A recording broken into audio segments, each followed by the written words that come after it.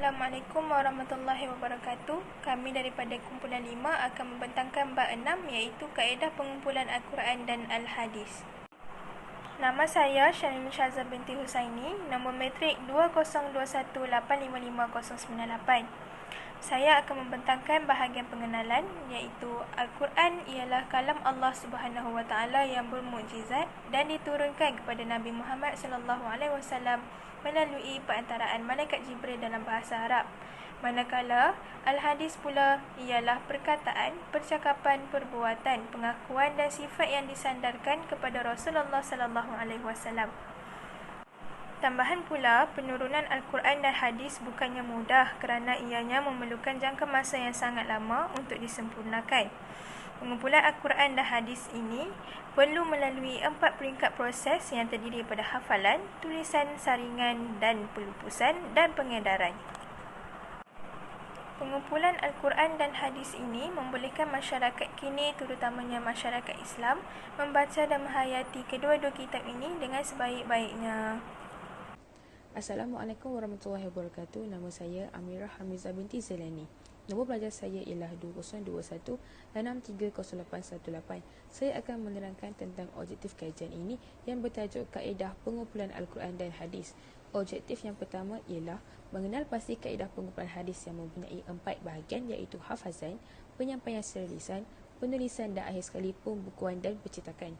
Objektif yang kedua pula, mengetahui tokoh-tokoh yang terlibat dalam pengumpulan hadis pada zaman Rasulullah dan zaman setelah kewafatan baginda serta penggerak utama dalam pembukuan hadis sehingga boleh digunakan pakai sehingga kini.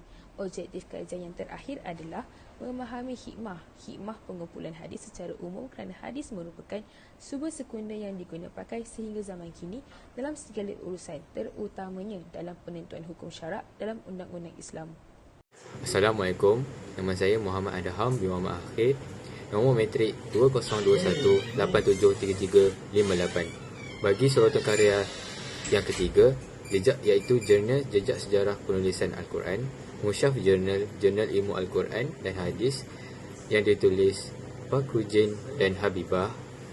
Jurnal ini membahas beberapa poin penting mengenai penulisan Al-Quran pada masa Nabi Muhammad SAW, iaitu yang pertama, pada zaman itu, Al-Quran lebih banyak dihafal daripada ditulis kerana kemampuan para sahabat yang sangat kuat dalam menghafal dan jumlah penghafal yang banyak. Seterusnya, meskipun Nabi Muhammad SAW seorang ummi atau tidak pandai membaca dan menulis, bahasa Arab pada saat itu memiliki daya ingatan yang kuat dan terbiasa menghafal syair-syair Arab dalam jumlah yang besar. Ketiga, Al-Quran dihafal dan dibaca selalu, sementara beberapa sahabat ditugaskan untuk merakam wahyu dalam bentuk tulisan. Keempat, alat yang digunakan untuk menulis Al-Quran pada masa itu masih sederhana, seperti musuh pelepah kurma, liqaf batu halus, riqaq kulit, aktaf tulang unta dan aktab bataran kayu. Zaid bin Sabit adalah salah satu sahabat yang paling banyak terlibat dalam penulisan Al-Quran pada masa Nabi serta pengumpulan dan pembukuan Al-Quran pada zaman Abu Bakar dan Uthman bin Affan. Akhir sekali, pada zaman Nabi Muhammad, hanya Al-Quran yang diperbolehkan ditulis, sedangkan larangan untuk menulis selain Al-Quran dilakukan untuk menghindari kekeliruan antara ayat-ayat Al-Quran dengan hadis-hadis Rasulullah. Jenis ini memberikan gambaran tentang bagaimana Al-Quran ditulis pada zaman Nabi Muhammad SAW dan peranan pentingnya dalam penghafalan, menjaga keaslian dan kesahihan Al-Quran. Assalamualaikum warahmatullahi wabarakatuh. Nama saya Nur Jasmine Atia binti Jamalul Nizam. Nombor metrik saya 2021872552. Saya akan membentangkan tajuk metodologi kajian. Tujuan metodologi adalah untuk memahami dengan lebih luas dan terperinci lagi tentang kaedah pengumpulan Al-Quran dan Hadis. Kajian ini menggunakan beberapa kaedah untuk mendapatkan maklumat dari responden supaya kita dapat mengetahui lebih dalam tentang pendapat mahasiswa mengenai kaedah pengumpulan Al-Quran dan Hadis. Yang pertama, kami telah memilih responden dengan menggunakan kaedah kuantitatif, iaitu borang soal selidit secara atas talian, iaitu melalui Google Form supaya dapat memudahkan responden menjawab soalan yang diberikan dan menghantarnya melalui dalam talian. Hal ini kerana ia memudahkan kami menghantar pautan Google Form yang berisi soalan ke dalam aplikasi WhatsApp dan juga Telegram. Untuk mencari responden dan informasi dengan lebih mendalam dan pantas, terdapat pelbagai jenis soalan yang telah kami siapkan dan juga pelbagai jawapan yang telah didapatkan melalui kaedah ini. Kaedah yang kedua pula, kami membaca dari pelbagai sumber seperti artikel berkaitan dengan kaedah bagi mendapatkan maklumat. Kesannya, kami mendapatkan pelbagai bahan kajian dan juga kami dapat meluaskan lagi pengetahuan dan ia membantu kami dalam menyiapkan tugasan kerja khusus ini. Kami juga mendapatkan maklumat tambahan melalui artikel di Google yang diakses menggunakan aplikasi Chrome. Okey, Assalamualaikum warahmatullahi wabarakatuh. Nama saya Muhammad Lokmaki Rashid. Nama matrik saya adalah 2021215764. Okay, kami telah memberikan beberapa soalan kepada responden. Okay, soalan yang akan dibincangkan adalah nyatakan jawapan anda bagi soalan di atas sekiranya anda menjawab ya. Okey, hasil kajian kami, kebanyakan daripada mereka tahu akan tokoh-tokoh yang terlibat dalam pengumpulan hadis pada zaman Rasulullah SAW dan zaman setelah kewafatan baginda. Hanya beberapa orang sahaja yang tidak tahu mengenai tokoh tersebut daripada 34 orang responden. Contoh jawapan yang dinyatakan oleh mereka ialah Muaz bin Jabal, Sayyidina Abu Bakar, Zaid bin Thabit, Sayyidina Umar dan sebagainya. Berdasarkan tinjauan yang dilakukan, didapati bahawa seramai 34 orang responden telah menjawab soalan objektif yang pertama, iaitu apakah pendapat anda tentang pentingnya pengumpulan hadis dalam urusan penentuan hukum syarak dalam undang-undang Islam. Kami menjadikan pilihan jawapan berskala, iaitu 1 tidak pasti sehingga 5 sangat penting. Data yang dikumpul menunjukkan seramai 6 responden telah memilih 4 dan 28 responden memilih 5. Berdasarkan data yang diperolehi, ia menunjukkan bahawa pengumpulan hadis dalam urusan penentuan hukum syarak dalam undang-undang Islam sangat penting bagi memastikan undang-undang adil dan saksama. Kemudian, soalan objektif yang kedua. Soalannya adalah, adakah anda mengetahui tokoh-tokoh yang terlibat dalam pengumpulan hadis pada zaman Rasulullah SAW dan zaman selepas kewafatan baginda?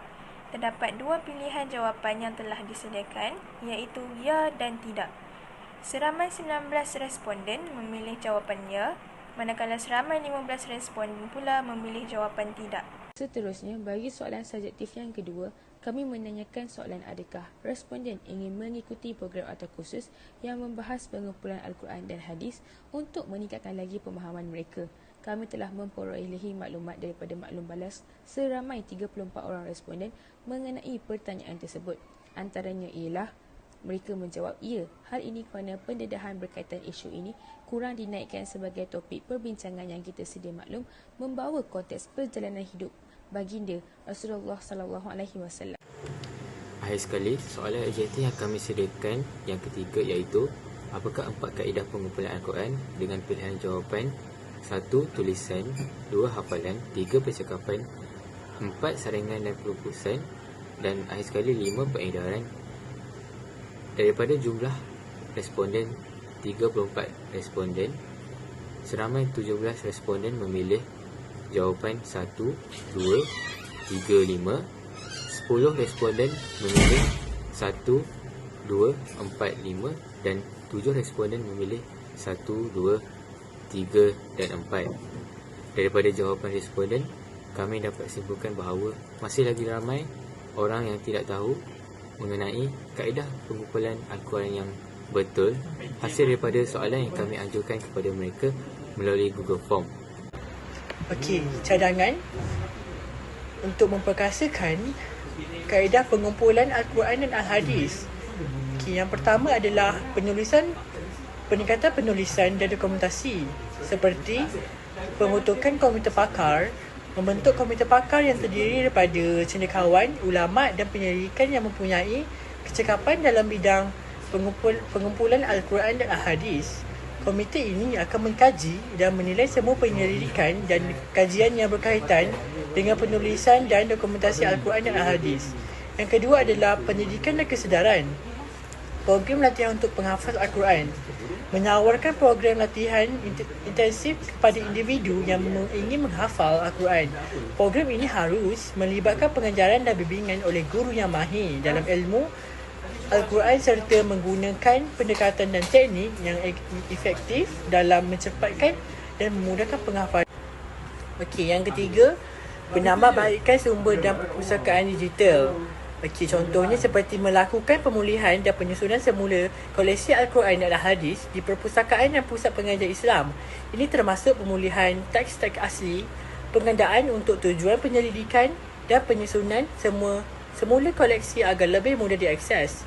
Selain itu, membangunkan perpustakaan digital yang kaya dengan Al-Quran dan Al-Hadis dalam pelbagai bahasa, termasuk terjemahan dan penafsiran oleh cendekiawan terkemuka.